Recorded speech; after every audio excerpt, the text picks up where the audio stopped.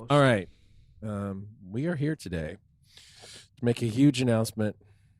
We're hosting World's Strongest Man. If World's Strongest Man is going to be in Sacramento for at least 2 to 3 years. My statement wasn't incorrect. Your statement was not incorrect. I'm a resident of Sacramento. Okay, so you're hosting. I'd like to think so. Someone tweeted me that. Said, Mike, are you host? I was like, well, I'm not. We're all part of Sacramento. Yeah. So, yeah. I'm not quite capable of this. No. Yeah, Sacramento. So there's nothing about where it's going to be in Sacramento. Did you see the preview? Me and Marcus just watched it. No. You want to whip it out? It's pretty good.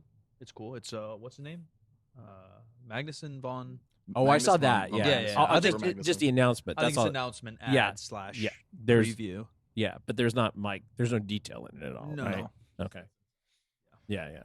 One news outlet said riverfront. It like highlighted that Sacramento has a good riverfront. But that was a news outlet, and so who knows? they often produce them near a body of water. Marcus had a good idea of where it may be located as well, though. Oh, I just think they do it at Sac State in the stadium. Yeah. It fixes stands and filming. I'm going to have to move that closer to you. Oh, good. Yeah, it better? is built, obviously. A little bit more. A little more? Yeah, a little more. A little more. Blow them up. Yeah, get in there, buddy. I don't know if it was the first year the stadium was made. It might have been. They hosted Olympic trials for We've track. been twice. Yeah, They've that done was two like Olympic 2000, trials. probably 2000 or something. Yeah, it's going to be. I think it's coming back, right? I think that they did it. Oh, I don't know. They did it a couple years ago. Yeah. But I mean, they like Well, Sacramento. It's made for shit. It's made for TV. Like, Yeah. Well, I think in California, too, it was the first Mondo track built, which I don't know. for all weather tracks, it's like it's a really dense. Okay. It's the fastest. It's the fastest version of the track. So you can runners get. like it and shit. Yeah, makes sense. Faster That times makes always some come out sense. on it. That makes some sense. Yeah. But I think it was the year that it was built. We held Olympic trials, and then we've done NCs here. I think once or twice, championships. Mm-hmm. Yeah. So if Sac State sort of makes sense, but if they do the actual competition like out at Old Sacramento, we would be the closest gym to that. Yeah. By far. Either way, we're really close because if it goes to Sacramento State University, we're like 10-minute drive. Mm-hmm. Yeah. The other idea I had is like how they do the Olympics, where I think technically the LA has the Olympics in 2028 or whatever and it's year at that is. different venues. They've talked about like holding soccer up here or basketball up here. Right. So maybe they could do that where like, they're doing all the heavy stuff on the riverfront and then they're doing some walking stuff or length stuff at Sac State. Right. I think that would be really cool for Sacramento. I think regardless, it's so cool for Sacramento. We were supposed to have, I don't know if it was the Final Four Sweet 16 last year for NC2A basketball. In the past, we've had first rounds. We're building all this stuff. It just can't get used yet. Yeah, we're a little bit hampered by, I don't know, worldwide pandemics. I don't know, just one thing or another. But I did not, this was not on my radar. I had not seen anything about this at all until, like, to the point that when I saw that you retweeted it, I thought it was maybe a joke. Yeah, I saw. Or it was like something calling itself World's Strongest Man that was not. Well, that's what I told. I just texted my mom, who, like, despite me doing this for a decade, still doesn't really know what's going on. I said, "Mom, World's Strongest Man's coming to Sacramento." She said, "Oh, are you inviting him over?" I said, "Well, it's not him. It's like a thing." But it does make sense because, like, that's a weird name for a competition. Yeah. You have the Super Bowl. Yeah. You don't have Tom Brady Award or whatever. You know, it's the right, Super Bowl. right. When he retires, there will be. There There's better going to be a Tom Brady award. Yeah. But you know what I mean? So there's that. Powerlifting, you'd say you go to Worlds. Right. And you could say Worlds for anything, you kind of know what it is. Yeah. But the World's Strongest Man is what it's called. It's the SBD, World's Strongest Man. Now it is. Yeah. I didn't see that coming either. I didn't know that. The Anderson Apparel SBD, World's Strongest Man? Yeah, is that the first? Because it's here. Is this the first year's the SBD Strongest Man? I think maybe so. That's got to be big bucks now that they have the ABC contract. Yeah. Because I'm sure that has to pass through multiple hands of money. Yeah. I would imagine. They can't just name it what they want and then put it on at ABC. Yeah. Give me some of that money. Yeah, no kidding. 3rd Street, World's Strongest Man. World's strongest person on 3rd Street. Anyway, we are here at 3rd Street Barbell with our good friend, Marcus Sannadan, who we've known for quite a number of years. Like we're on 8 years. We met in this building.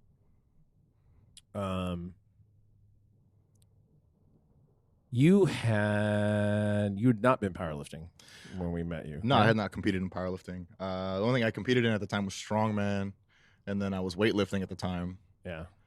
and I wanted to come here since I moved to Sacramento, which is like 2011. But I was doing track, playing football, so I just trained over at Sac State. And then when that was over with, I found myself training next door with Ben. Found out this is where super training was. Yeah. Oh, do I put these on?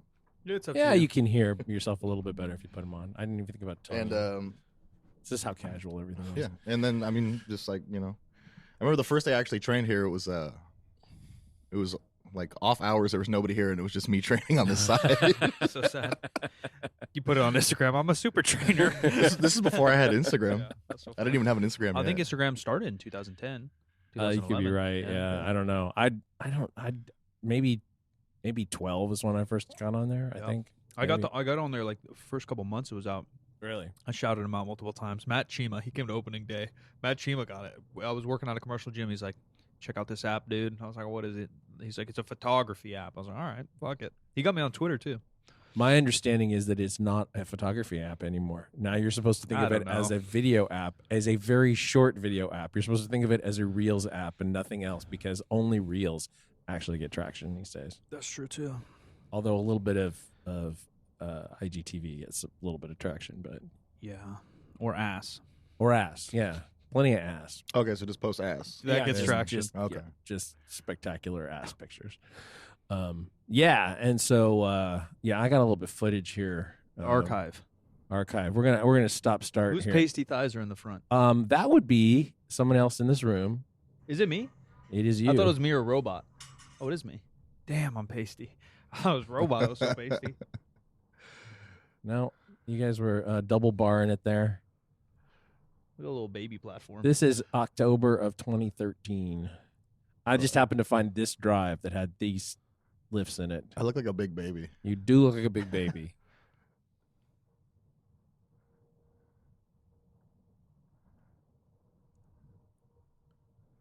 It's crazy to see the walls like that. That's funny. This is the walls of Third Street Barbell for those viewers that are on YouTube. And if you're on audio, you should head over to YouTube.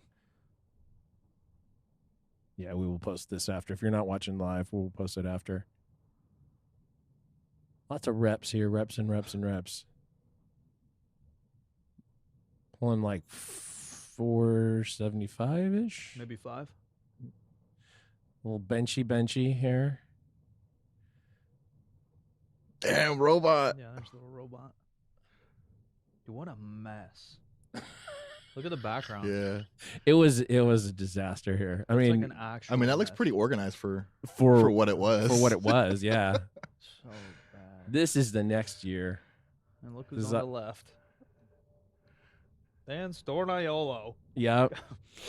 Fat Dan. We got Dick Lickerson. Steve Austin are in there. Who's Is the that dude Tyler? on the left? That's Austin. Remember Steve? We didn't know his buddy's name. We just knew that they were Steve and Austin, so we called them both Steve Austin for like a year. Well, that's Tyler up there. Yeah, that's Tyler in the back. Yeah. Yeah. And that's one of the Steve Austins? Yeah, that's Austin. I remember the name Steve Austin, but I definitely don't know that guy. I didn't recognize him either, to be honest with you. You know, it's funny. Every time I go back and look at old footage, Apparently, we're going to see this one again. when I see old footage, because at the time I was just like, oh, fuck yeah, man, my shit's dialed in, squat's good. I go back and look it up, and I'm like, oh, my God, who let me do this? Like, this squat looks like trash. What are you going to do? Yeah, this is Part of the learning. Yeah. There's nothing you can like fix either. Like everyone's like the overanalyst, over by paralysis. Like, yeah, what are you supposed to do? Like, other than squatting for another 5 years, sometimes you can't fix shit. Okay, I hope that these are in order. This is the opener. This is your meat. Yeah, this is the opener. From a couple weeks ago. Yep. The neon, holy shit, blinded me. Who's that little guy on the left? Oh, there's Riley over in the corner. Yeah. What's funny, at times I felt he was more nervous than I was. I'm sure he was. I probably get more nervous too, because you're not like hyped as like a coach or a viewer or a handler. Yeah. As a lifter, you know, you're just like so in your spot, but you can't really get in the zone as a coach. I was watching Riley deadlift last night. Oops, that's a miss. Boy. Yeah. Yeah, I missed my fucking opener. How does that happen? I don't know. I've never missed the squat opener ever. That's crazy. Like, never been called on depth. I've never been picked up on a squat opener, so that was a little nerve-wracking. You looked a little more upright. So did you repeat your opener, or did you? I repeated the opener. Okay. I'm not an asshole. Yeah, you looked a little more upright than Well, so the rack was too high. I had him drop it to I got caught on the hooks on the way out too, and it was just, yeah. And this is 903.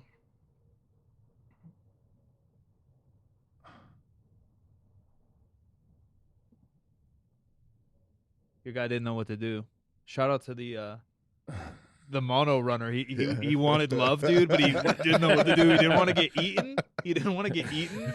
But he wanted a fist bump, and he was fired up. Is this his second angle? This is the second angle. Okay. Yeah. I've seen the dude, the back spotter everywhere too. Yeah. What's up with back he's a cool guy. spotters? They're just everywhere. There's like 3 back spotters in all of powerlifting. Yeah, that are at big meets. Yeah, Everywhere. Yeah, they're everywhere. You know that angle sucked because from the front it's like, oh yeah, that's a good squat, and from the side it's like you can't see the way your thighs moving exactly. Yeah, it's like, top down, you're always gonna look like a shrimp. yeah. Riley just sweating his palms off. But I was watching Riley set up for a deadlift last night. I thought I was going to have to go get lunch and then come back. He was talking himself out of it. Oh my God. That's what it looked like. It really did. Like, I was so shocked when he actually got the deadlift because Poor little Riley. Oh, and then the bench. I missed my bench opener. Came back, took it, got it. And then I was just like, no, I'm done. I'm done. I'm done benching. I saw that little I'm done. cut across your throat. It's like, my pec does not feel good. And then this is a lifetime PR. How much is this one? 749. Easy, too. That was easy. Yeah, it was clean. A little journey through powerlifting. Yeah. Well, how it started, how it's going, kind of. Yeah, trend. Yeah. So that was just down in San Diego, yeah. Yep. Was it at Gracie's gym? Yeah, it was at the gym. What's it called? California Elite Performance. Yeah, California Elite. I think that's the topic we're going to start to tackle is shout out to my boy Candito, and we're not going to review it too much. You guys can go check out his video on YouTube. But the USAPL, partly because of COVID, I guess, and just because, I'm not affiliated with any federation. We may hold meets here, but after this podcast, we may not be allowed to hold meets here. But somebody will let us. Yeah. So basically, powerlifting, and I've been critical of it for a long time. One, I don't consider myself a powerlifter. I like the sport because I like to see other people happy. I like to see Marcus fired up and Riley being nervous and all that. I like lifting weights and I like helping people. But I have competed in multiple federations as Marcus, as Jim. And we've all been in it a very long time, but it's obviously a very divided sport, divided by dumb things like wraps or no wraps, deadlift bar or no deadlift bar, and then divided by bigger things like politics and money. And ownership. Right. Every business, every governmental body has potential to get corrupt, and who knows what happens. So I think I've even critiqued the USAPL about their money stuff in the past and some of their rules, as well as the USPA and any other 4-letter word out there besides fuck, I've critiqued. And this year, Candito, who is arguably grown the USAPL by exponential numbers over the last 10 years, and I like to think we played a tiny little role in that, but Candito's been a huge proponent of the federation. Yeah. Kind of came out and said, like, yo, you guys are bullshit, which I do commend him for, because it's easy to get caught up on the side you're on, right? As we know in many things in life, rather than thinking critically about the actions or who's doing them or what's going on and make an opinion based on that action, not just that I'm a USAPL guy. And so they're running their national meet early, which is the USAPL's way into the IPF, into Worlds. It's our most competitive meet for the drug tested. And so they're running it in July as opposed to October. I think they skipped last year, and that's maybe part of the reasoning. And then beyond that, they're limiting the numbers of competitors based on COVID, I believe. And the issue arises in multiple. One, they don't really give priority to any lifters, I believe, that aren't like top 3 or top 5. Yeah. So you could be 9th, 10th, 11th. You get the same in as the guy who's 200th because it's a qualifying total. That's whack. Yeah. And then beyond that, some kind of rule, and don't quote me. Again, go watch my boy Candito's video. Johnny's puts it better and probably more factual than me, hence the name, that he storm. Do you pick that up or no? Oh, yeah, I can hear it. There are leaves on our roof blowing, so that's the other one is that they started this lifetime membership, which I think even if you just break down the numbers, it makes no sense. But it's something over $2,000 if you're under 20, and then $2,200 if you're over 20 or whatever. Lifetime membership to the federation for those that don't compete. every federation not only has a meet fee and all this other shit, there's also a yearly membership, which you absolutely get nothing from, as well as I'm aware. There's no federation that I know you pay a fee and you get something. Like, I don't hunt, but I'm sure if you pay some club fee, maybe they give you something, at the very least a goddamn shirt or like a trip or something. Well, if you're a part of a hunting club, you get to use, you're paying to use their field. So, there's something, right? So in these, there's nothing. You literally pay a federation fee to then pay a competing fee at the same people get the money. But so there's this lifetime one. And if you get the lifetime one, you now get priority to get into nationals if you qualify, I believe. But so I could be 300th. I could pay this $2,000, and now I'm in the meet. And Marcus is top 10, and his internet doesn't work as fast as mine, or he was at work and couldn't click the button, and I'm in before him. And the payback on that is like 39 years, something like that. If you pay the feed, you did do the math. Yeah, that's what I was gonna say. It doesn't even make sense. You have to live a really long time for it to work like out. Like maybe if you're 20, right? Like I love seeing people compete into late life, but if you're 20 and you're competing every single year till 59, I don't get it. I don't get it. So, and this whole podcast is not going to be to critique the USAPL, because you guys can go do that on your own and listen to Jonnie. But the conversation then begins: what is the federation that we want? So I was talking about this on my Twitch chat, and someone brought up, he's like, yeah, we want a federation for the lifters. I was like, well, what does that mean? Like, typically a federation for the lifters means everyone's getting white lights. Everyone's cheating. There's white lights, and no one gives a fuck. It's misloaded, shitty spotters, shitty judges. Like, I don't think we want that either. No. Is it a money thing? Is it a mono thing? Is it a deadlift thing? Is it a rap thing? Why are people so particular? A thought. Yeah. Relative to what you were talking about.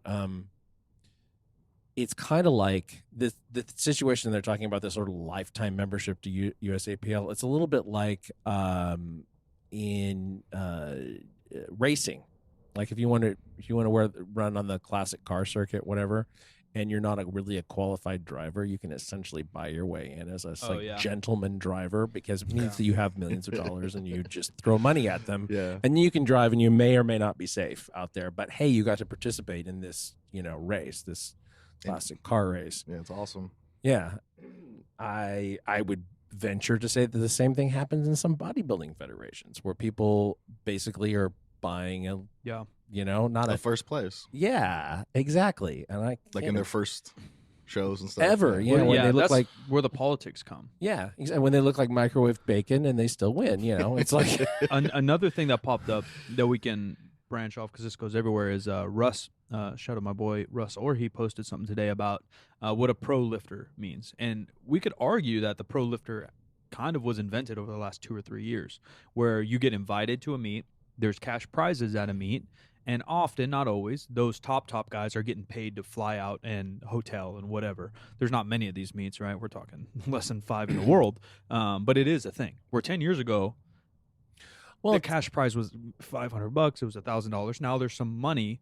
Not life-changing money. They had a couple of these meets. There's something. There's something that you can kind of say, like, I'm a pro lifter versus an amateur lifter, which is kind of the USAPL, where you're kind of going purely on based for, like, the Olympics.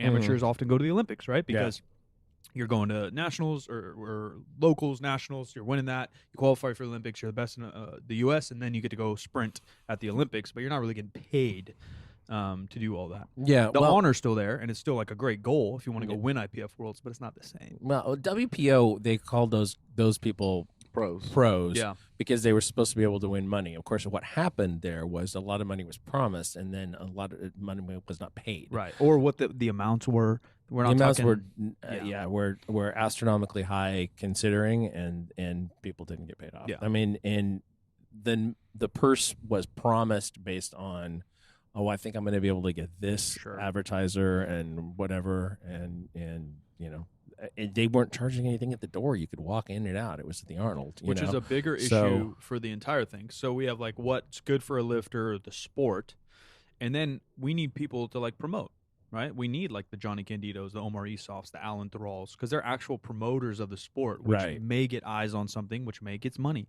No one cares about your 700-pound deadlift if no one's watching. Right. No one gives a fuck. Right. Even if they are watching, I don't give a fuck. Like it doesn't matter And you guys be like, well, I do it for me. That's great. I don't care. We're talking business. Right. You need to get eyes so then you can get sponsors, right? So how do we make that? That's what Strongman's done really, really well. Yeah. Speaking of coming to Sacramento, right? Like they got big sponsors. They got on ESPN. They got lifelike characters that are insane. They're doing YouTube. They're doing movies. They're doing TV. Now you can get people wanting to watch Thor just because they love Game of Thrones. Right.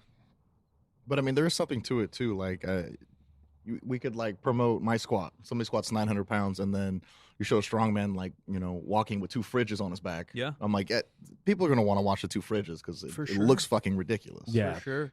That's what strongman's always had over all the other iron sports. Is I'm like, it's like it's so out there with some of the stuff. You see somebody deadlifting a car. Like that's relatable to people. Like even though they don't understand, they're like, it's a fucking car. Yeah. Well, in the talent pool or like how unique you are, like there's a reason, whether you guys hate it or not, there's a reason Tom Brady gets paid what he pays and LeBron also does. Because every kid wants to be a quarterback in an NBA as a kid. Every kid tries out for 7th grade football and basketball. Not every kid makes it. Yeah. Not everyone's trying to squat 1,000 pounds yet. Our pool's getting bigger, right? But it's just not as rare. Even when we started, right? Like 8 years ago, there was a 1,000-pound squatter. There was a few more than that, but yeah. Raw? No, not 10 years ago. No, not raw. Yeah, not yeah. raw, no. There's not. Right? Then there's 1. Then there's 3. And now there's maybe 2 or 3 in sleeves and 10 to 20 in wraps, right? Now it's getting bigger and bigger. And as that gets bigger, maybe we get there. But you're right. The who wants to watch it? And there's a reason certain sports have been around forever and aren't as popular. Ice curling or whatever. Even hockey. Curling. Even hockey, right? Like those guys get paid okay, but they're not getting paid Tom Brady money. Yeah. Because less people watch it. Yeah, but fewer people are watching football right now, and who knows whether or not the numbers are going to sustain in the future. Baseball is down. Basketball, I don't know about basketball. I think that's always just a thing, though. Like just cyclic. Yeah, I think sports always kind of go up and down based on life, based on whether it be politics, whether it be. I mean, people right now in our world are so stuck in other things. Netflix is taking over, Disney Plus. I think everything goes in waves. I think it all can come back because those sports. There's something about those and European football and soccer that the stories they build, the action you watch, it'll always kind of attract people to it. The only football game that I watched this whole season all the way through was the Super Bowl. Yeah, I didn't watch a lot either. I didn't watch it. I went and looked at the score and I saw Tom Brady was kicking the shit out of the Chiefs. Yeah, it was over early. I wasn't paying a lot of attention past halftime. Mm-hmm. It didn't look like one of those scenarios where Chiefs were going to come back big in the second half or whatever. It just didn't happen. But it may be purely cyclic. I don't know. I mean, with baseball, it's commonly believed that the steroid era saved baseball. Saved baseball. And then what they're doing now is like we talk about all the time. They change the ball. Yeah, change the ball, get more distance out of it, hit more home runs because baseball's dying again. Yeah. I mean, if you're a true baseball fan, like you like to see a pitcher's duel, you like to see low scoring game if there's good defense or good pitching, but the mass majority of your fans and people who are paying money to see you want to see home runs, high scoring games, everything like that. So that's why I don't know the numbers in basketball, but I assume it's going pretty good because people are just dunking and shooting the lights out. So it's exciting. It's exciting for a casual person and semi-exciting for a real basketball head. Because I feel like when this happens, at least in baseball and in football, like they've changed rules to make the game more exciting. Yeah, yeah. When football was lacking fans and they were having lockouts and all that shit, like they changed the rules with like pass interference, made it more more advantageous for receivers and stuff. So it was just like you saw quarterbacks throwing the ball farther, guys are open more, guys are catching more balls, scoring more points, and it's like that's what people want to see. Yeah, I wonder. I just don't think it applies to powerlifting because by that logic, and I agree with you 1,000,000,000%. But in powerlifting logic, that would mean all right, whippier bars or suits, but that shit gets boring. I guess Thor kind of did that, but again, they're 6'8", they're 500 pounds, and he's on Game of Thrones. I honestly think if it wasn't for YouTube and Game of Thrones, Strongman isn't that popular or cool right now either. Mm-hmm. That's or Netflix Netflix stuff, but the Netflix stuff too, as we all know, semi-scripted, and then even that, those guys are just those Brian, Thor, and Eddie were characters that aren't going to, they're kind of like a LeBron James, they're not going to come across every year, guys like that are kind of funny, they're huge. They're eating 80 billion calories a day, that kind of stuff. You can make content. The YouTube era is going up and down. Obviously, even Alan Thrall helped the YouTube game for Strongman a lot, but I don't know. Yeah, I don't know if it lasts. Even that, because we were talking about the type of events they do changes based on who's popular or not, and some of those just aren't fun to watch. Mm-hmm. To see a circus dumbbell, for a casual person, My mom's not going to watch a circus dumbbell. Like, for 180 pounds, she'd be like, oh, that's cool, whatever. Airplane shit, fridge shit, maybe. Yeah. I honestly love the first strongman. Like, let's get LeBron James out there, Gronkowski. Like, how sick would that be? Yeah. Gronkowski versus LeBron James and just a farmer's carry. If it was just a farmer's carry, that'd be so sick. I remember those. Like, their overhead press was like 250 for reps, and the first world's strongest man. Yeah. Yeah, because it's like Franco and Columbo. Then bending rebar, like over your head or neck. Love that. Or even like sumo wrestling. Whatchamacallit's kind of good and no one watches it. Like the lumberjack games. Mm-hmm.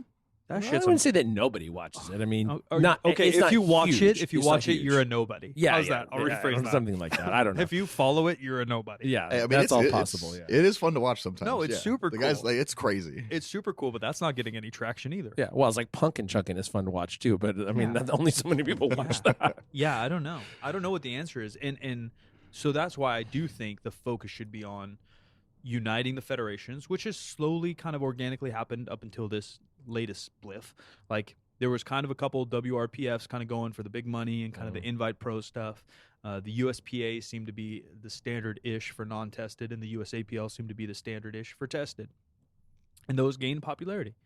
They're still divided, but because of the culture, you're never going to really have one division. I think they're going to have to stay divided.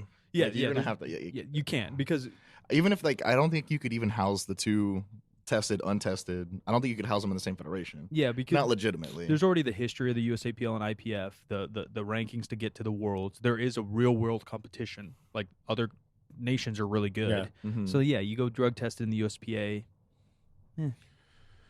Doesn't mean as much. USPA is doing both, but they're kind of the people magazine of powerlifting in a way. It's like, for the masses, it's there's a little bit of check your underwear and that all that business that's supposed to lend a little bit more of that strictness or legitimacy or whatever. I do think they have like real tests for their judges and stuff like that. They have real tests for judges, which is not actually all that common in powerlifting.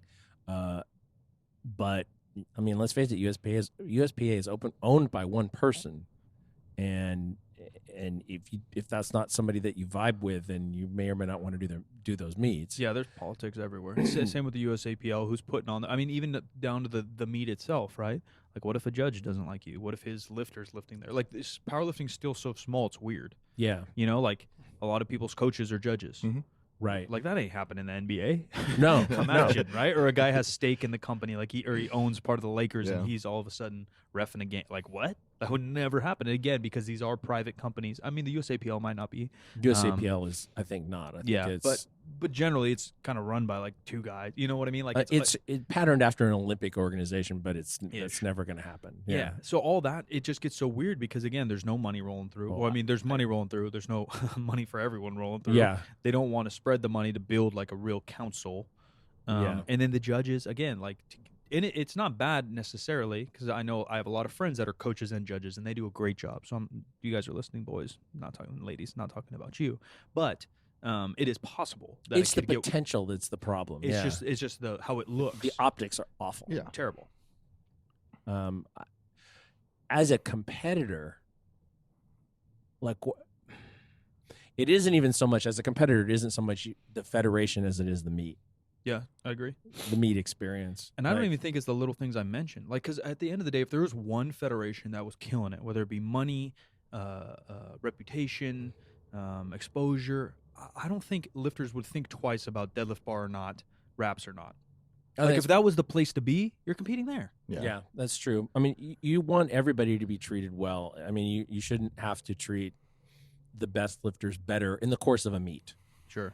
But I've seen plenty of that. Yeah. But I don't think it's right. It's a hard line to walk too, because even on pro sports, it kind of happens. Yeah, well, it definitely happens, but this is not a pro sport. I know. I just mean that it's like a natural progression. There's nobody betting in Vegas on powerlifting meets, and if they are, then they're dumb. I don't get that. True.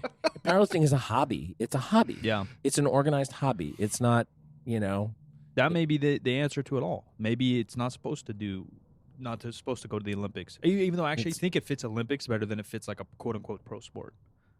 Oh yeah, You know what I mean? Yeah, yeah. Like it's not insulting because I love some of the Olympic sports, the stereotypical ones, track and field, swimming, whatever. Like those are kind of badminton, race I walking. love curling. What's the one you walk? Or you BMX. kind of ski, you kind of shoot something. I don't know what you're doing. Biathlon. Sure. Okay. It's a winter game though. Yeah. The biathlon. Some of those are kind of hobbies. I don't Oh want to yeah, insult yeah. anybody out there. Sure, for sure. Like they're definitely not sports. They're competitions or games. Yeah. You know, so it's kind of like this weird thing that Olympics kind of has its own idea of what sport is. Yeah, and maybe Yeah. powerlifting just belongs there, and we kind of just say like, all right, it's a hobby for 99%, and then we have a couple freaks that maybe compete at this high level. Yeah. Maybe so. I mean, if we were going to do it, it's the IPF lifters. It's just you got to keep that standard. Yeah. Stiff bar, no equipment except for sleeves allowed. Yeah. I think you don't even put in like the single ply in the Olympics. Yeah. I'm like, it gets too weird. I think part of that too is the reason why one thing might be spectator friendly is the opposite of why something is like a sport, because the standardization starts to get weird. Our bar starts to get longer and longer and whippier. My suits get tighter and tighter. My sleeves get tighter and tighter. I get longer belts and longer wraps, and so that becomes spectator friendly because I'm lifting crazy amounts of weights and I'm gonna die. Yeah. But then by the regulation of sport, Yeah. right? Like it has to be stricter. There has to be defined rules. Mhm. There has to be repeatability. Mm-hmm. And you don't get repeatability if like you're using that bar and I'm using this bar and you're using those reps and I'm using these reps. You know, like LeBron James, despite Tom Brady, our savior, LeBron James doesn't get to choose what basketball he uses. He doesn't bring his own ball from home. Sorry, Tommy. Fucking cheater. You know what I mean, though? Yeah. Where, like, in lifting, you kind of do. Like, I brought this belt from home. And sure, there's checks, but it's not the same. Like, we're not using the exact same belt. We're not using the exact same, the bar, I guess, kind of, but not in different competitions. Yeah. Even within federations, there's, like, the Rogue bar is fine, and the Texas is fine, and the Alico is fine. And then you got the Alico. And Yeah. It's like, it's... We're using the Wilson fucking football all season. That's it. Everyone's using the same Wilson football besides the Patriots. But Wilson got that ball used by money for sure. Which we were joking about the SBD World's Strongest Man, but maybe that's a thing.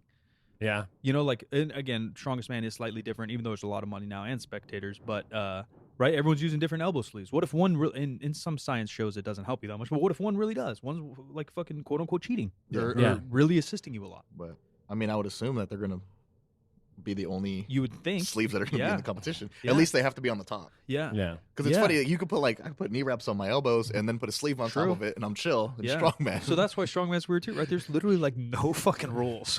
Yeah. Well, there are rules, but it's just like you only really know about them when you're competing. If you're a competitor. Yeah. And it's like stuff that like nobody else would even understand. Or it's comp by comp, right? Yeah. Like me and you go over to Allen's and we do a meet. Like, It's not like gonna say no false grip. Yeah, but we're gonna wrap our elbows. He's not gonna say Yeah. shit. You go to World's Strongest Man, it's this rules. You go to Arnold, it's that rule. It's just the strength world is so effed.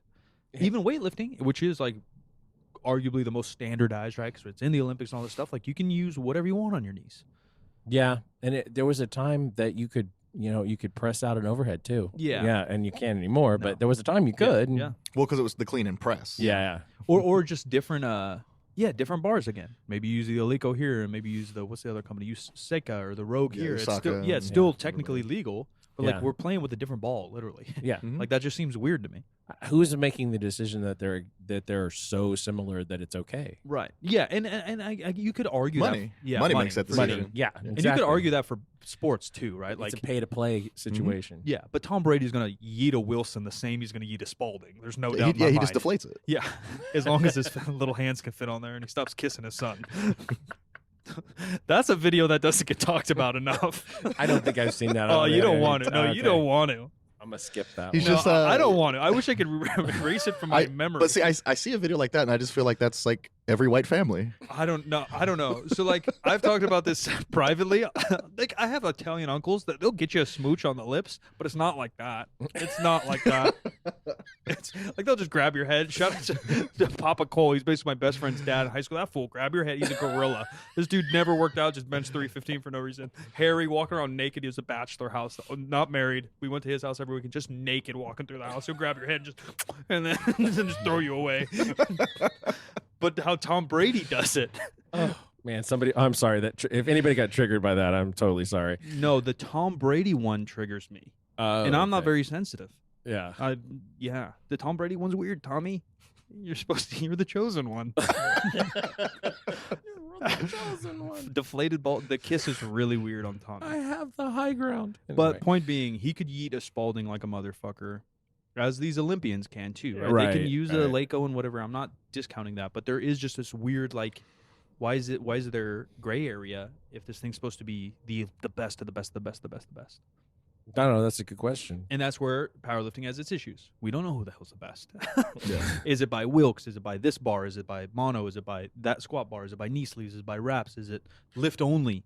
Is it just because your squat's the best? Well, I mean, even when you want to get down to it like that, nobody has a standardized scale to weigh fucking athletes. Yeah. Nobody weighs them in the same way. Yeah. No. So I mean, some dudes are naked, some aren't. Some are allowed to keep their panties on, some aren't. One, I swear, they made me get naked when I wasn't even cutting. Didn't we talk about this to somebody else? Yeah, see, I've never had that experience. Oh, me and you were talking about it. The USPA, I'm like 225. Or no, I'm like 210. No way I'm making 198s, and no way I'm close to 220. And I'm getting in this tent at Barbell Brigade, and they're like, yeah, just take the shirt off and shorts. Sure, I'm 210. I'm going to be 211 with this clothes on. It's probably cool. I mean, I don't blame them. Who doesn't want to give me a little naked sometimes? But, yeah, it was weird. That's a good question We're definitely not being able to hold any meets after this. I was right at the beginning. Yeah, okay, so actually that brings up 2 points I'm thinking about. One of them is we need to need to stop thinking about who is the best of whatever. Yeah. Because there are way too many ways to slice it, and maybe that's how it should be. Yeah. Don't try to make an overall champion because there is no venue to create an overall champion. Just fucking live with it how it is. This person did this thing, and that's great, and move on. I'm with it. Well, I mean, because it's like wrestling. It's a sport that you have different weight classes. Yeah. So you can't say this is the best wrestler on the planet. Yeah, no, that's an opinion base. I'm like, you have the champions from every weight class, and that's done. Yeah. Yeah, even the pound for pound concept in UFC or boxing is hard. It's a joke. Yeah. I get it, and you need to do that to start discussions because then it fuels ESPN and it fuels all these things, right? I think the pound for pound stuff I think it comes from a money base. Yeah, who people wanting to watch the most, right? And I think that's who you're going to typically crown your pound for pound. What about homeboy, dude? Usman. That dude gets no love. Dude's won 13 in a row. No one's even close to beating his ass, and no one even talks about him. Yeah, I don't really like him though, so so he deserves it. So I'm just I don't really deserve the time. I didn't know you won 13 in a row. But you know I what give I mean? you respect for that, but I was he's most wins in a row besides Anderson, and no one talks about him. Again, it's a money thing or a politics thing, and that happens in every sport, obviously, because part of the fuel of what powerlifting does poorly, some people do decently, and I think we've actually done this okay in the past, is you build stories. Yeah. And so you have to build stories around lifters. You have to build stories around meets, and that's what the Olympics does better than anyone. I mean, the events of the Olympics are fine, but they're 3 seconds. Mm-hmm. What's good? Talking about this lady losing her dog 3 weeks into training or whatever, right? And she came back and she won the pole vault. Those things really do build it up. The NBA does a great job of making celebrities out of their players. Right. And there's politics involved. There's one of my favorite players, Damian Lillard from Marcus's league. He went to Weber, and he's in Portland now. And because he's in Portland, a smaller venue, he gets no TV time. He's arguably the best point guard in the league. Mm-hmm. But people know who he is. Obviously, he's in the NBA, but he's not the guy because he doesn't get the TV play. But they build up, and LeBron deserves it too, by all means. But they build that up. They build up Tom Brady. They build up all these. There's other quarterbacks that are really fucking good. I mean, Tom was really easy to build up. Yeah, it's true. But or Lamar Jackson's they talk like Lamar Jackson is fucking Superman, and he's okay. He had one okay. I mean, he's a little better than okay. Okay, he's good, but they literally 2 years ago they talked like this man was literally Superman, and just so you have because at the beginning of that season they talked about how he was going to be a bust. True, and he was going to get hurt, and then he's MVP, and they were like, this guy's insane. Yeah, but he was untouchable. That's all they talked about, and it sells jerseys, it sells tickets, it sells stories when he plays Patrick Mahomes. It hypes up games, so you have to do that. And powerlifting doesn't have a central media. Yeah. It has multiple, but that's part of it too, because you kind of need the script. Yeah, well, I mean, because even within the powerlifting community, there's not really a lot of household names in powerlifting. No, I mean, typically it's you're gonna know if you're competing the guys that are in your weight class and close to you. You're not necessarily gonna know who the fuck all the guys in the super heavyweights and 308s are. Like, I'm going to know what these guys are because I'm closer to these guys, right? I have no idea what fucking anything below 220 is, like, who the top guys are except for, like, Hack. But even that, like, they come out of nowhere sometimes, too. Yeah. A guy was total 1,600 and then not compete for a year because, again, it's a hobby. He has a real job, and he's just training, and then all of a sudden he totals 1,800, and all of a sudden he totals 2,000. You're like, oh, shit, who's Bobby over here? You know? Yeah. Like, that happens all the time, too, which is cool for the sport because it's still growing in that sense. Right. But it's harder to build stories. It doesn't pay, so it's harder to continue those legacies. Tom Brady, we were talking about him when I was in 7th grade. Literally. Yeah. Jeez. You know what I mean? Yeah. I was literally in 7th grade, and we were talking about Tom Brady. I think he played his... Yeah, I think I was still in, like, grade school when he played in his first Super Bowl. It's insane. I think I was in 8th grade. You know? Did you see the Calvin Johnson comparison? No. Tom Brady had already played in, like, 3 Super Bowls when Calvin Johnson was a rookie. Yeah, and then Calvin retired. Johnson's going into the Hall of Fame, and Tom Brady just won another Super Bowl. Yeah. Why doesn't he want to give up? Why doesn't he want to just rest? He said he might come back, too. This is my point. Oh, he's coming back. Yeah, it's wild. So the point is, like, powerlifting longevity may not be there because, one, it's taxing. It's not that, like, quote unquote fun, and then there's no money. Yeah. Right. So I think it's pretty fun. I know, but a lot of people don't. You know, like, or it's not like that's not fun, but you know what I mean. It's not like it's not exhilarating. Mm-hmm. I guess is the term. For short periods of time, I don't know if like you'll get adrenalated when they call your name. That's for damn sure. Sure, but you do 2 meets a year. Yeah. How many football games you play? Football is the shortest season in pro sports. You play what, 16? 16. Yeah. You know, that's a lot more than 2 meets a year. Yeah. Well, this goes back to actually, I'm going to make my other point, and then I'll come back to this. Are federations even all that important? Like, yeah. Let's see. What do you think? Yeah, I don't know. I think so, and that's another thing. You know, the RPS just held like a meet. Now that we're ripping every single that everybody just got ripped apart at just on the shredded. internet. Yeah, I think it was like 2-3 weeks ago, and it's filmed from the front, and you kind of have to trust your judges. So I'm a little bit neutral on it, but it looks pretty fucking high. And I think it's a world record in whatever class for whatever squat. And again, world record meaning all federations. Mm-hmm. Yeah. And again, that's why we just said there's no heroes. So I think federation matters. And maybe we're so deep in this, but if someone tells me like, hey, I have a deadlift record in the IPF, I'm gonna be like, oh fuck. If someone comes to me and says like, yo, I got a deadlift record in the blah blah blah blah, I'm like, me too, buddy. I'm a county champion. You know, like it kind of goes that way. And if the sport is to continue to grow, there has to be, you know, as cities grow, the roads have to get better. Yeah. You can't have a busy city with shitty roads. There's going to be accidents. That's a good analogy. So I mean, that's most of America, man. Yeah, a lot of it. We actually have decent roads here, considering, I guess, because we don't have snow and ice. But so you need that, right? Like, and our roads are a little crooked. There's multiple freeways going the same direction, to continue this analogy. And that's the issue. I don't know if it's needed or necessary, federations, but if we wanted to grow, standardize, and continue to be, because it's still kind of at its peak right now. You know, we're not growing as fast as we did the last 5 years, but it's a growing sport. And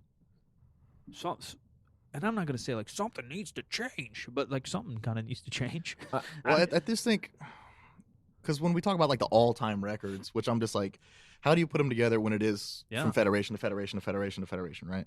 I mean, we've heard so much shady shit throughout the years of like, oh, some guy broke the all-time world record in the meet that they held in his gym, and like 2 people competed in it. He like, got to time his own rest breaks. Yeah, and I'm like, what the fuck are you talking about? Wow. But I'm like, which I don't even know if anybody considers it an official record keeper or not, but you know, what is it, open powerlifting? Yeah, I think that's the standard. I mean, it is, but I'm like, are they are they the actual standard of like, we're going to keep the records, or am I going to just log what people have put in I there? think that's the argument that's coming up now. They want to delete RPS off open powerlifting. Yeah. So my thing is, I'm just like, well, if you're going to set an all-time record in something or a world record, I think you have to do something for that. Yeah. Like, if it's some federations have like levels of judges, right? Like you can't break a national record if you go to a local meet and there's not a national record judge there, right? Shit like that makes sense. But now it's like, okay, so if you're going to set a world record, I'm like, I think that it should be up to a little bit more scrutiny. Like, we should have some fucking cameras set up from standardized angles, heights, from places. A world and, record, like, they need to be reviewed. World record review isn't the worst idea. Because everyone's like, do they do it in football? I'm like, yeah, but you're not going to review every single fucking lift. But I mean, if you do a record, it's not a bad idea. If you're going to set an all-time record, whether it's national or They're world. They're going to fake patch your belt. Might as well look at a video for 3 seconds. That's a fair point. It's not a bad idea at all. That's a fair point. And I do agree with you. That's why the USPA and USAPL, I think, have become the standards, because they do have some kind of you can't break a world record at this meet. You have to do this meet to go to this meet. There's some kind of standardization there. There's more of a judging standard, but I've still seen. Of course. I've seen good and bad on both sides. I don't think you can ever fix that, and I don't think that's an issue personally. Everyone talks like that. I'm like, dude, have you watched any? And a lot of it is because powerlifters aren't athletes. I'm like, you watch a basketball game, and granted, it's much faster. Football, soccer, you name it, baseball. Yeah. There's gonna be 100 bad calls a game. You just hope there's 300 good ones or decent ones, and you hope that it's consistent person to person. Yeah, that's all I want is consistency. If you're gonna call people squats high and pass them, I'm like, then unfortunately I'm like, do it for everybody in that meet. Yeah. Right. If you're gonna make people fucking get down there and get deep, then make everyone do the same thing, and that's all that's all I care about. And that's all you can, because there is the human aspect of. Because we played real sports. Yeah. A lot of lifters didn't. It's like you have no control over the judges. You have no control over the umpires and the referees. And you adjust. Just, Mid game, I know this dude's calling everything. Like, all right, I got to back off a little bit. Or if they're letting us play in football, I'm going to push the boundary. I'm going to push the boundary a little bit if they're letting us play. No, I agree. I agree 100%. And that might be part of powerlifting they have to do. It just sucks because you're only getting judged 9 times, right? by 3 different people. But I do think a video review on world records isn't a dumb idea. Like, that kind of makes sense. It shouldn't take that long to do. No. Maybe you have one judge review it by himself, and he's like the final call. Or maybe you only review it if there's 2 whites or 3 whites. Maybe there's some kind of standard in there where you're. I think you do 3 angles, set cameras up. Let's figure out a standardized position to put them in, where they're at, what height they're at, and then you send those in to whoever we're decide is the governing body. If it's open powerlifting is the one putting in records, and we let open powerlifting review it. Because that's what I think basketball. I don't know about football, but basketball, I think they just have like a lead ref for that game, and he's upstairs and he'll watch the video reviews. Oh, they send them into all over the place. Really? Yeah. Like when it's review, I think it always goes to headquarters or somewhere else. Yeah. And then they call back and they're like, hey, that's Tom Brady. Make sure that guy gets a personal foul for touching him. Yeah. So that's part of it. Going on that topic too, since I've ripped all powerlifting, I'll rip strongman a little bit. That was the big argument of Thor breaking the quote-unquote all-time deadlift record, is that he's at home. Mm-hmm. And I did this podcast with Omar and Alan and Candito and a bunch of Russ Swole, a bunch of guys way stronger and smarter than me.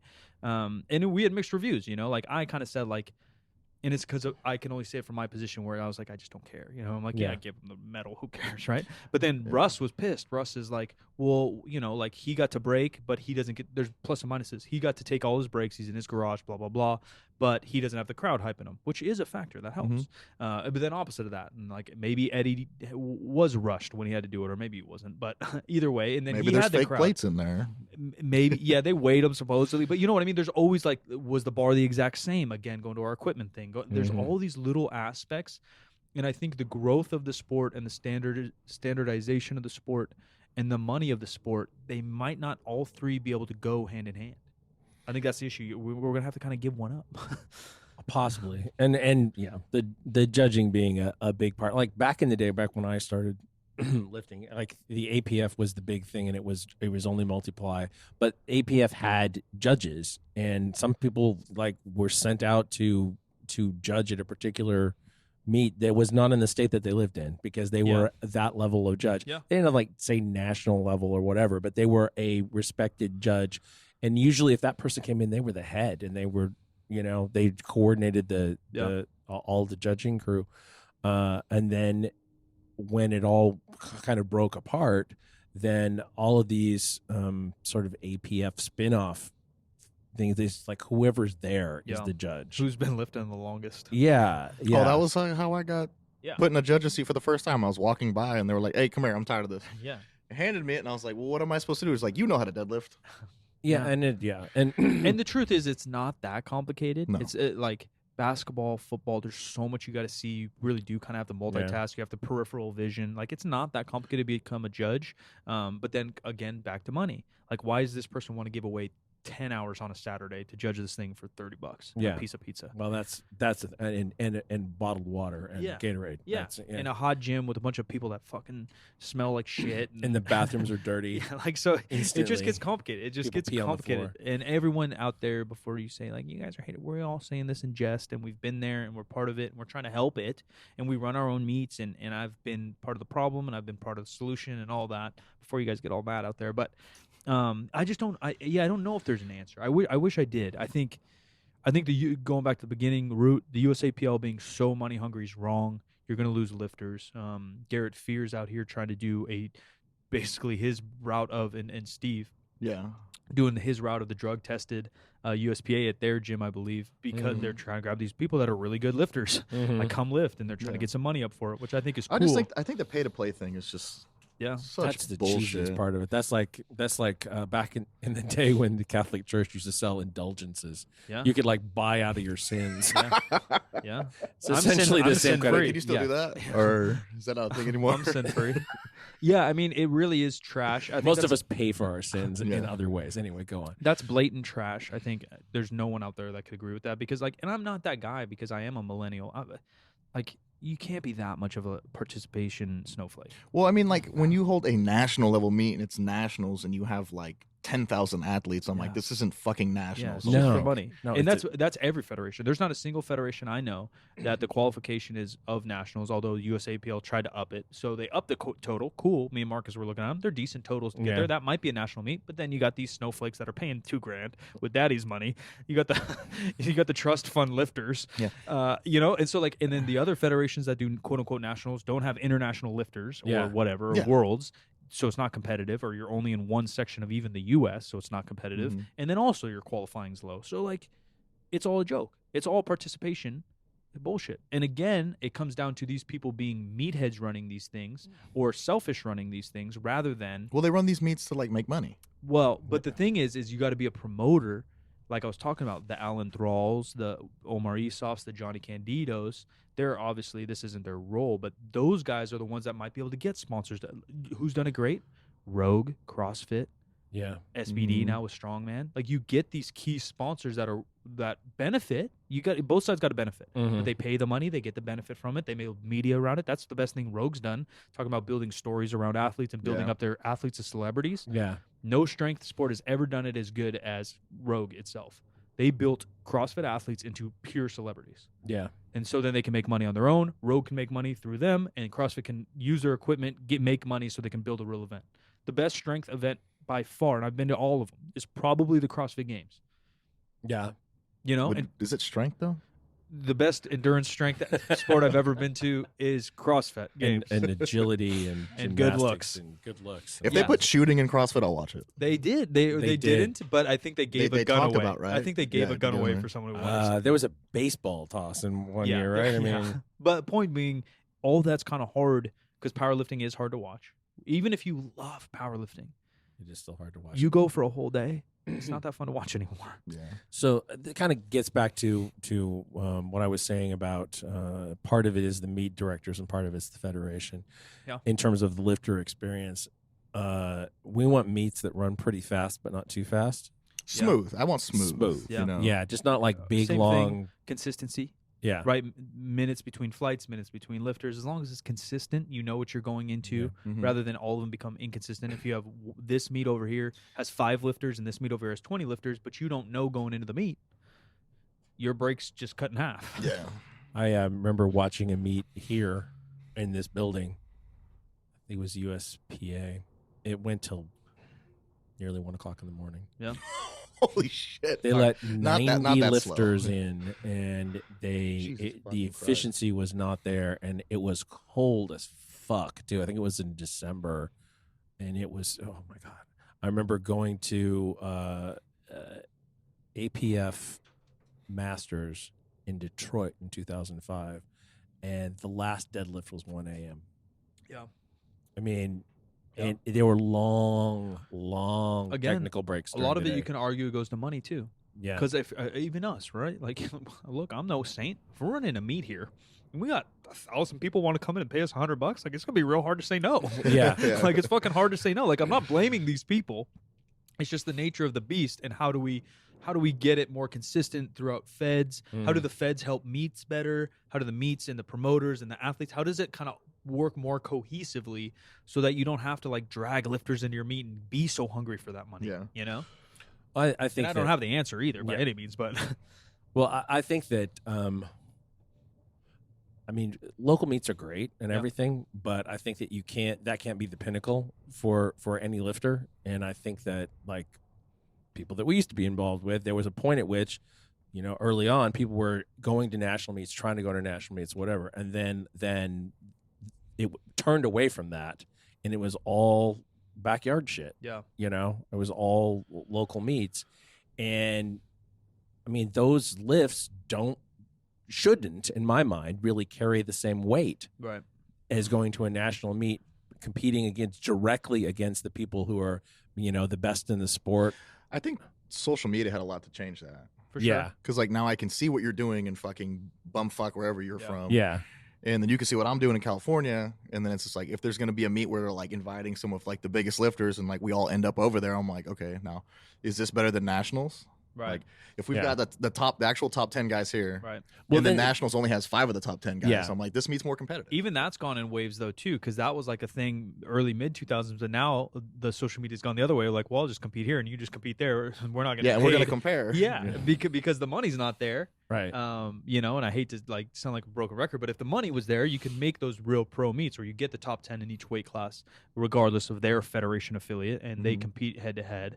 And it should carry more weight because at the very least, again, you have the same judge that day, right? Consistent. We're good, same judge. bad. Yeah, I mean, that's great. Yeah, same bar that day, right? At very least. But again, because social media is so convenient and because, you know, Open Powerlifting's done amazing work, it's probably very tedious, the Excel sheets they fuck with. But,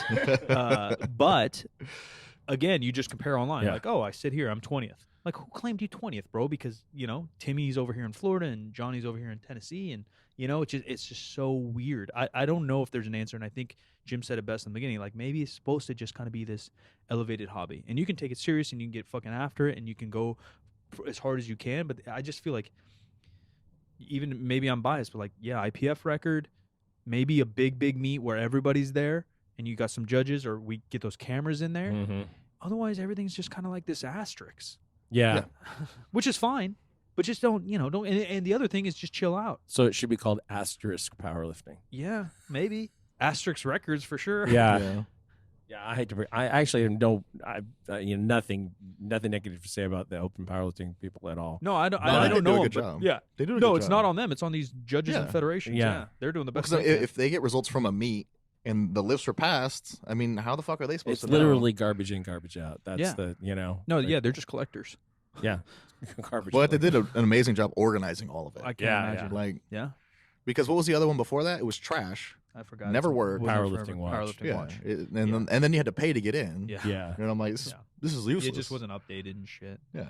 Yeah, I don't know. These guys update like fucking. No, they're madmen. Like often, at least weekly. Yeah. I would hope that by this point they have a way to like just bring a spreadsheet in, but I don't know. Those systems were not in place when I was actually directly involved in meets where there, the whole system worked the way it was supposed to, and like it was a separate app and all that that happens now.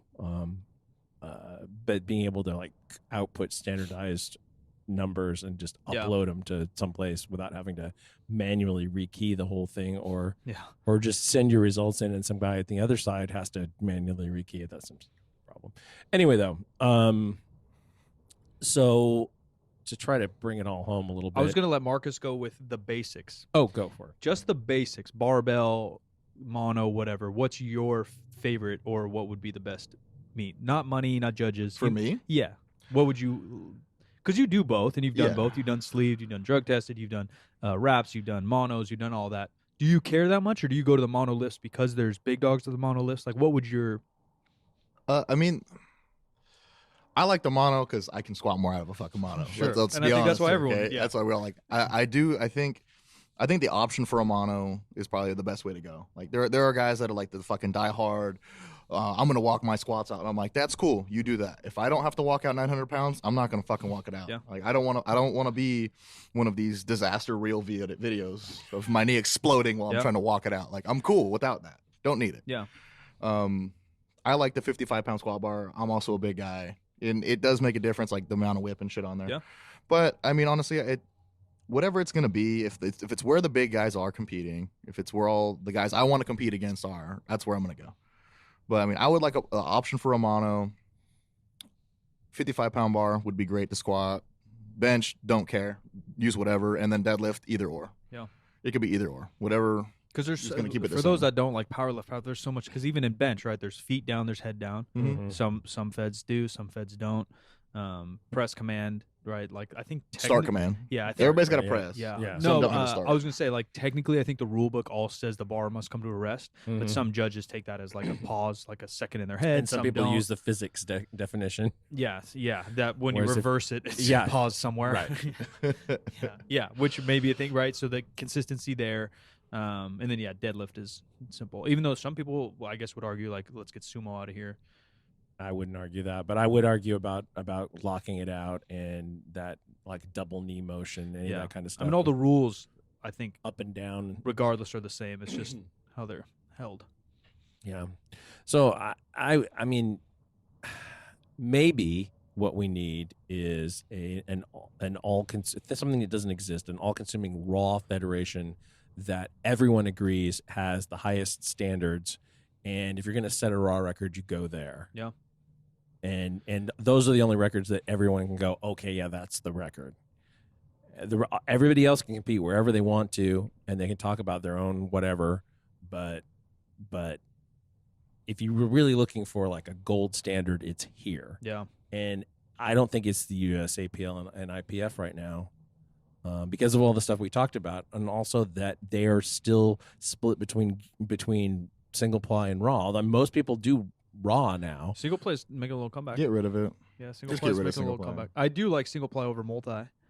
Yeah, as a viewer and as a but all of it in general, I'm just like, just get rid of it. Yeah, because I mean, even if I know the ultimate goal for like a lot of powerlifters, especially like the IPF level guys and girls, is to make it to the Olympics. Gear's not going to be there. Yeah. No. Yeah, I don't know. That was the thing that I think has always held it out. It's like the fucking absurdity of gear. I'm like, so get rid of it. It's gone. And the specter of steroids. That's the other. That's like cheating. Well, I know that logistically, it's also country participation. Yeah, it actually holds it back. So you need like a certain amount registered per country per whatever to make it popular enough. I think that's probably one of the highest ones you could get. USAPL? No. I'm saying powerlifting in general. I don't think so. Because we have to talk about we have to get like worldwide how many people per country. Yeah, but I think that'll be easier to fill than it would be like basically any other sport. Because I mean, it's like weightlifting. There's more weightlifters worldwide than powerlifters. No, 100%. But if you made powerlifting an Olympic sport, I think that would immediately change it in 4-year period. I don't know. I just know their rules go the other way. You have to have a certain amount before you can get it. Okay. Yeah. That makes more sense. That's what it is. It kind of reminds me a little bit of the last week's topic where one of the people trying to get on the social experiment for Fake Famous said, I could be more authentic if I had more followers. What the hell does that mean? No, I mean, it makes sense, though. You know, like someone in who knows where, Middle East, Africa, or someone doesn't even know what powerlifting is. Right. They only know weightlifting or soccer or something, like, where are they going to get that? Why would you go to the Olympics when it's just the America versus fucking Russia?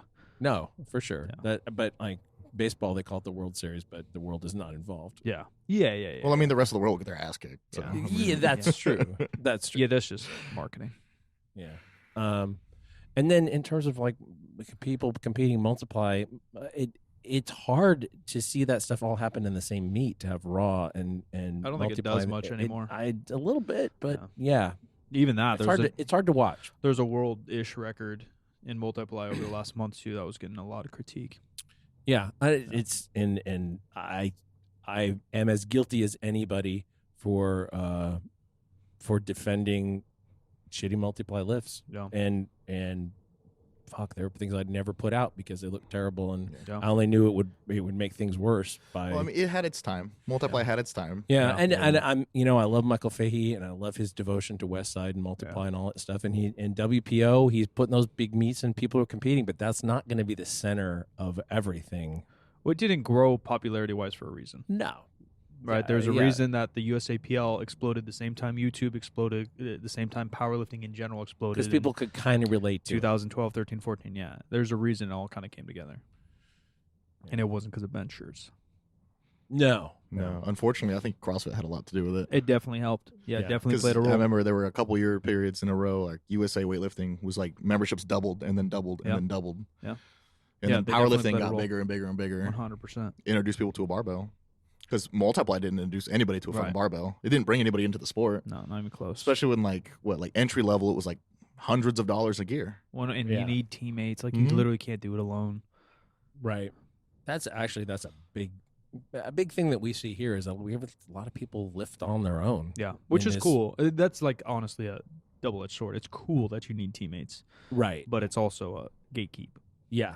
No, for sure. Because like, and if we accumulated the people who are fairly seriously powerlifting here may or may not compete, that show up at all hours of the day or night, and we were running them like a team, we would have a team. Yeah.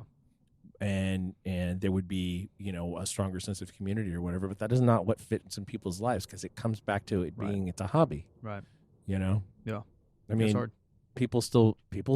There are gyms like this still, and it happens and it's great and whatever, but it's hard. Yeah. When there are so many competing things going on and people have like lives and stuff, it's difficult. I've seen it. It's a lot more common with like a younger crowd, college, because I'm like, you just don't have as much going on. Yeah. You have the same class breaks. You can. Yeah, for sure. All right, shall we put a cap on this one?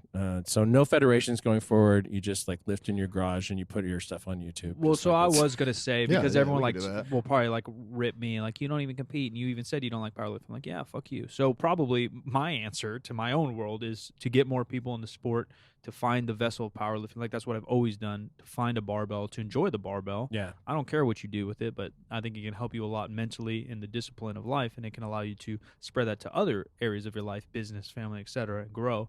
And so maybe here at 3rd Street we have no answers, but maybe they're non-federation meets, maybe they're non-sanctioned meets, and everyone lifts and we judge for fun. You get better for fun. Put it on your Instagram. Tell your mom. Tell your girlfriend. Hit a PR. Enjoy the moment. And maybe that is our answer. And maybe we will hold bigger meets. Maybe we will find some judges out there because we have friends that are judges in federations and people that we trust in the sport. So maybe we just make sure, maybe that's on the meet holder, the director, to get judges that they trust to do the big, right? Because there's so many layers to this thing. Yeah. And so maybe it's the responsibility needs to be spread. We never even talked about the lifter.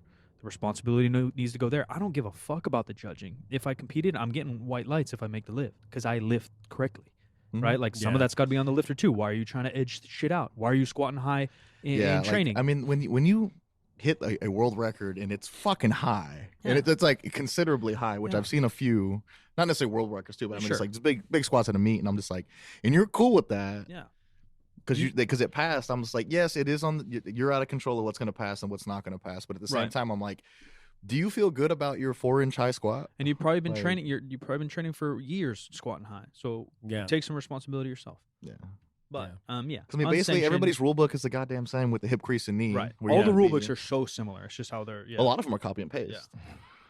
I've competed at a lot of places, and I'm just like, hey, your rule book is literally copied pasted from, and I'm like, where was the original copy? It's like I'm trying to find the original Bible here. Yeah, you can't. So many of them have that same illustration of the belt and the squat. Yeah, same exact illustration. Oh, every rule book I've read has the same belt and the same squat. Copy pasta. Yeah. Oh well. And here's the thing: if somebody wanted to hold a meet here, that'd be one thing. If that's a totally different issue than us holding our own meet here. I don't know which one I'd be more inclined to do. I think we can speak so freely because we don't have a horse in the race. No. That's why I just don't care. I mean, not that I don't care. I want to see it succeed, but you know what I mean? I speak freely and talk shit on everybody. Yeah. No, but it's great that way because it's like, you're not leaning towards anyone. Yeah. They all suck. Everybody out there sucks except for the guys listening. Exactly. All you guys are amazing and you're great lifters. I know you hit depth on all your squats and lock out your benches and deadlifts like good little powerlifters.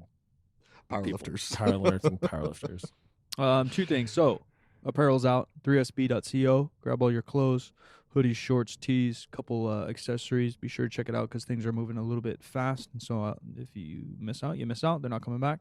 Second thing, Filipino Thunder on Instagram, Filipino. I